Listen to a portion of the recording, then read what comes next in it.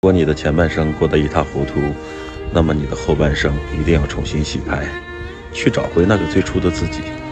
千万不要害怕失去，朋友没了可以再交，婚姻没了可以再结，钱没了可以再挣。其实你什么都不缺，你缺的是一份重新开始的勇气。生活一半烟火，一半清欢，人生一半清醒，一半释然。愿你内心山河壮阔，始终相信人间值得。